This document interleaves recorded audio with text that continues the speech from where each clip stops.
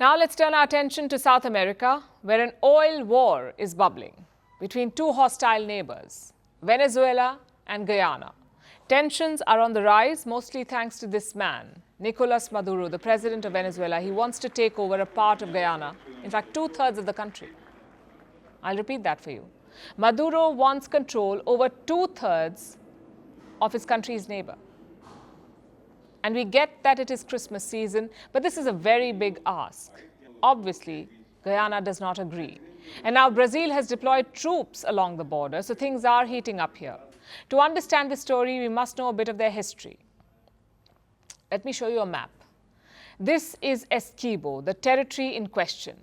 This is what Maduro wants. In size, it is larger than Greece. In substance, it is deeply important. For over a century, Essequibo has been part of Guyana, but Venezuela has long disputed this. They say Essequibo was stolen from them. Their border was drawn more than a century ago, and Essequibo was wrongly given to Guyana. Guess who drew this disputed border? Who else but the British? It's their unique gift to the world, contentious borders that lead to wars. So Venezuela has been upset for decades, and they've sought control of Essequibo. But in 2015, their effort became more urgent. That's when oil was discovered off the coast of Essequibo. So now this region is not just contentious, it is also oil-rich. And Venezuela wants it even more. And Guyana won't let go. Their wealth is mostly based on oil production and exports. Oil has made Guyana one of the fastest growing economies in the world. Do you know what their GDP growth was last year? 62% GDP growth in 1 year, the highest in the world. So Guyana is doing really well. Its neighbor, on the other hand, is struggling. That's Venezuela. Now, interestingly, Venezuela is also oil-rich. It is home to the world's largest oil reserves, in fact.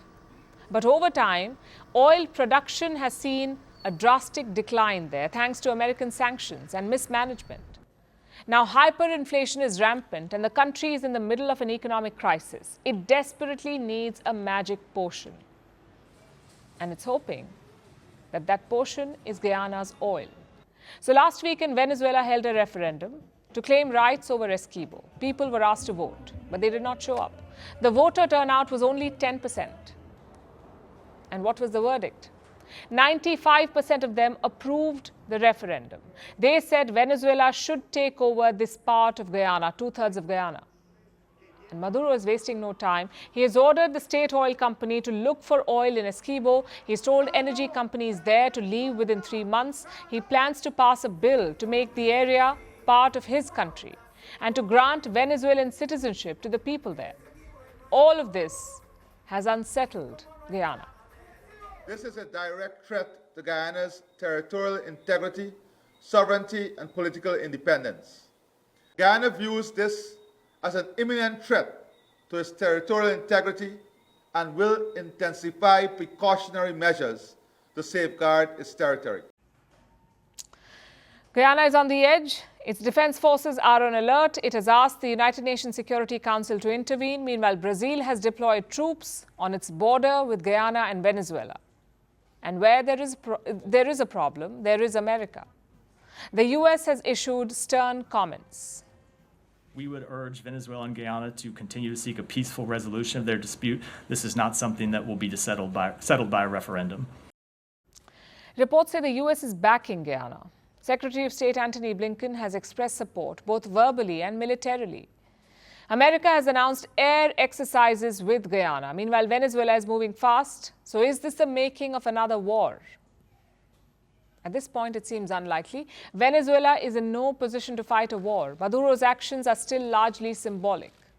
Less about oil and more about politics.